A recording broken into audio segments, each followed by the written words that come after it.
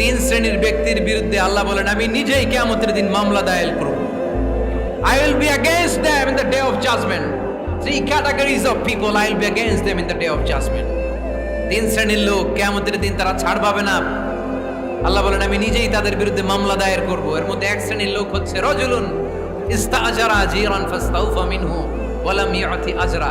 একজন শ্রমিক ভাড়া করে তার কাছ থেকে কাজ নিয়েছে কিন্তু তার পারিশ্রমিক আদায় করে নাই। এরকম আছে না নাই?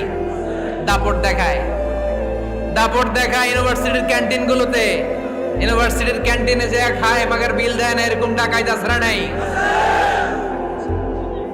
চায়ের দোকানে চা খায় আগে পরে দিমু, বিল দেয় না, আছে না নাই?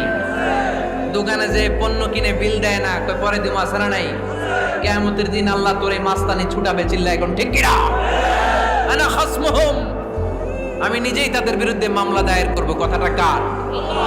এজন্য বিশ্বনবী বললেন খবরদার, মেহনতি মানুষ, খেটে খাওয়া মানুষ, এদের দোয়া কবুল হয়ে যায়। আতুল আজিরা আজরাহু ক্বাবলা আন ইয়াজিফা আরাকুহু। খবরদার, বিশ্বনবী বললেন শ্রমিকের ঘাম শুকিয়ে যাওয়ার আগে তাদের পারিশ্রমিক মিটিয়ে দাও। বিশ্বনবীর বিখ্যাত হাদিস, আতুল আজিরা আজরাহু ক্বাবলা আন ইয়াজিফা আরাকুহু। শ্রমিকের ঘাম মাটিতে লাগার আগে, শুকিয়ে যাওয়ার আগে তাদের পারিশ্রমিক মিটিয়ে দাও। কেননা তারা যদি বদদোয়া করে তোমার জীবনকে জাহান্নাম বানিয়ে দিবে কে?